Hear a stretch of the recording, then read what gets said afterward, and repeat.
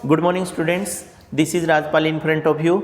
और बेटा आज हम +2 फिजिक्स के अंदर हैं। सेकेंड यूनिट चल रही है हमारी करंट इलेक्ट्रिसिटी।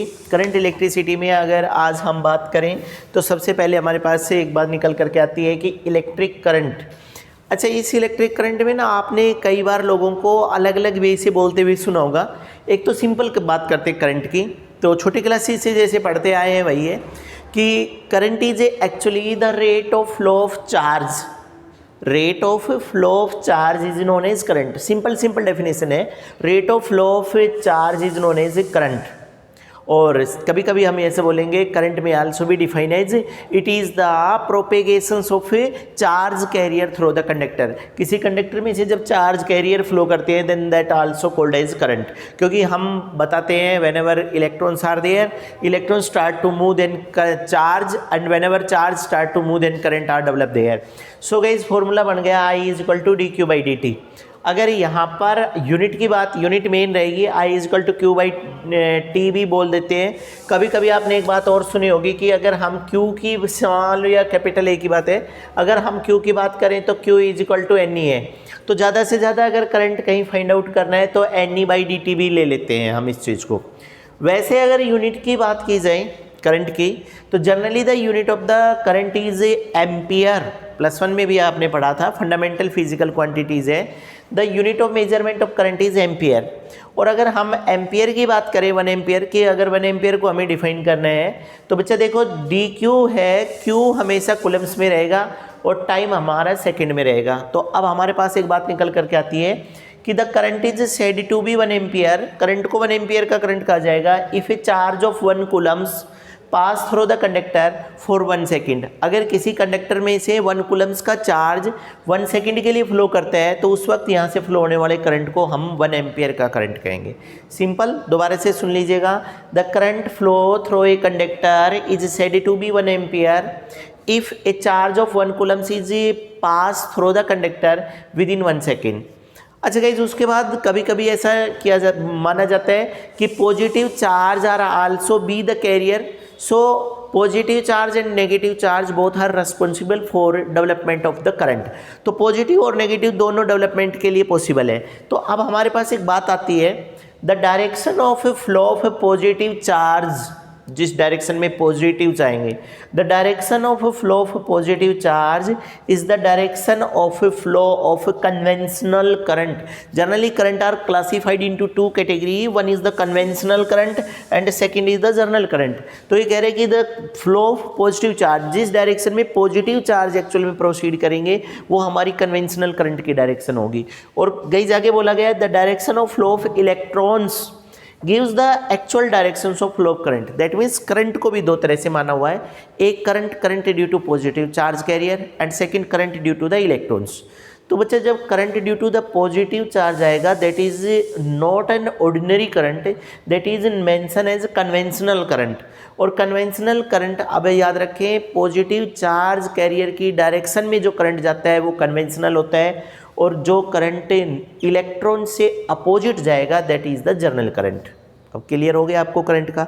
अब गाइस कह रहे हैं कि टाइप्स ऑफ करंट, करंट की टाइप्स अगर हम बात करें कि कितनी टाइप्स का करंट है, तो generally current are classified into 4 types, 4 तरह से क्लासीफाई किया गया है। फर्स्ट है हमारे पास स्टडी करंट, नाम से ही आया है स्टडी करंट।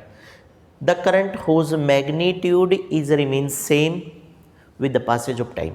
दैट मीन्स जब whenever the current flow through the conductor, किसी कंडक्टर में से करंट फ्लो कर रहा है and the magnitude of the current is if remain same, अगर उसका मैग्नीट्यूड सेम है then that is called as steady current. उस वक्त हम उसको स्टडी करंट कहेंगे। सेकेंड है हमारे पास वेरिंग करंट, ग्राफ भी दिया गया है, इस डायरेक्शन में आई है और इसमें टी है। और अगर हम बोलें the current whose magnitude not remain same, that is change at every time, थोड़ी टाइम के बाद अगर बदलाव आ रहा है then that is called as a varying current. Varying, बदल रहा है। गाइस तीसरा करंट बहुत इंपॉर्टेंट है जिसके ऊपर हमारा आगे का कोर्स भी डिपेंड करता है, AC अल्टरनेटिंग करंट। इस तरह के करंट को देखिएगा, alternating current, the current whose magnitude is change at every instant but direction change periodically. That means एक ऐसा करंट जिसका मैग्नीट्यूड हर वक्त बदल रहा है परंतु जिसकी डायरेक्शन एक निश्चित टाइम के बाद बदलती है, that current is called as AC, alternating current बोलेंगे। The current whose magnitude change at every instant but direction change periodically. Current एक ऐसा करंट कैटेगराइज कर दिया जिसके अंदर डायरेक्शन एक डेफिनेट अमाउंट पे। तो गाइज एक बार इस चीज़ को देखिएगा, इस चीज़ को थोड़ा सा बढ़ा करके बात कर रहे हैं, that means in this way. अब अगर आप बात करें यहाँ तो देखिएगा इन दिस वे, यहाँ पर हमारे पास मैग्नीट्यूड 0 है। जैसे ही टाइम, ये अगर टाइम एक्सिस है, थोड़ा सा टाइम बढ़ेगा, then this is move in upward direction, magnitude change हो गया। थोड़ी देर के बाद भी मैग्नीट्यूड चेंज है यहाँ भी, दैट मीन्स यहाँ तक अगर देखा जाए तो करंट की डायरेक्शन वर्टिकली अपवर्ड डायरेक्शन है। यहाँ से यहाँ तक अगर ये एक साइकिल है, दैट मीन्स पूरा टाइम t है, तो बच्चा ये टाइम हो गया t/2, और ये क्वार्टर टाइम है, ये t हाफ पूरा है ये, तो ये आ गया हमारे पास 1/4t, ये भी 1/4t, ये हमारे पास आ गया 3/4t, और ये कंप्लीट t। इसका मतलब अगले 1/t क्वार्टर के अंदर करंट मैग्नीट्यूड चेंज हो रहा है बट डायरेक्शन नीचे है, अगले क्वार्टर पोर्शन में भी नीचे है और इसमें ऊपर है। That means the current whose magnitude change at every instant but direction change periodically. That means after a definite fixed interval of time अगर कोई करंट अपनी पोजिशंस को बदलता है, then that is called as a fix interval of time, and current as a result of that is called as alternating current. Second आएगा guys हमारे पास से डायरेक्ट करंट। डायरेक्ट करंट को कुछ हद तक आप स्टडी करंट की तरह से मेंशन कर सकते हैं। Direct current that means the current which is are always be directed within a definite direction. एक ऐसा करंट जो हर पल एक निश्चित डायरेक्शन के अंदर इंडक्ट करता है, then that is called as direct current. वो एक डायरेक्ट करंट होगा। हम जनरली बोलते हैं current obtained from the inverter battery. Inverter वाली बैटरी जो करंट देती है वो डायरेक्ट करंट दिया जाता है। अब गाइस अगर हम बात करें इसके अंदर, तो हमारे पास एक बात निकल कर के आ रही है, आप आज के बाद याद रखें, जनरली करंट आर ऑब्टेन्ड, ये तो बात निश्चित है कि current are always be obtained as the result of motion of the carrier. Carrier के मोशन के कारण करंट आएगा। Carrier are classified into 2 category, either the carrier are positive और either the carrier are negative. If carrier are positive and in which direction the positive charge carrier are move, if in the same direction current is move there, then that current is termed as conventional current. Or guys, if electrons are move there and current are move opposite to flow of direction of electrons, then that is the actual current is there. अब उसके बाद हमारे पास एक बात निकल करके आती है गाइज, ड्रिफ्ट वेलोसिटी। वैसे नेक्स्ट वीडियो में भी करेंगे हम ड्रिफ्ट वेलोसिटी पे। आज ड्रिफ्ट वेलोसिटी का एक इंट्रोडक्शन दिया जा रहा है। ड्रिफ्ट वेलोसिटी, तो गाइज हम बोलते हैं drift velocity is the velocity with which the current will start to flow opposite to the direction of flow of electrons. एक बार दोबारा से देखिएगा, drift velocity is actually the velocity with which the charge carrier या with which the electrons move opposite to the motion of electron. जिस direction में आपके electron जा रहे हैं, अगर इलेक्ट्रॉन से अपोजिट डायरेक्शन में अगर करंट फ्लो करता है, then that velocity with which the current start to move opposite to the flow of electrons is known as drift velocity. And guys drift velocity is represented by V D से represent करेंगे इसको, drift velocity को। दूसरी अगर एक बात और लेकर के आए तो हमारे पास एक कंसेप्ट निकल करके आता है, उसमें बोला जाएगा, हम बार बार बताते हैं कि suppose this is the conductor. अगर गाइस ये हमारे पास एक कंडक्टर है, ऑब्वियसली इनसाइड दिस कंडक्टर, इस कंडक्टर के अंदर ये अगर पॉजिटिव चार्ज पार्टिकल हैं, and then these are the respective electrons are there, और ये हमारे पास रेस्पेक्टिव इलेक्ट्रॉन्स है। Now generally found that between the two end of this conductor, इस कंडक्टर जिसकी लंबाई L है, इस कंडक्टर के दोनों एंड के बीच में, in between the two end of this conductor, generally 2 types of velocity are consider there. 2 तरह की वेलोसिटी पाई जाती है यहाँ पर। एक तो पाई जाती है थर्मल वेलोसिटी।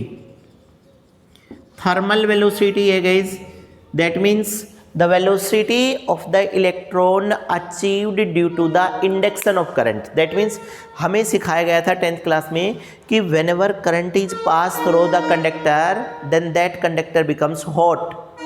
जब भी किसी कंडक्टर के अंदर से करंट फ्लो करेगा तो आपका कंडक्टर हॉट हो जाएगा।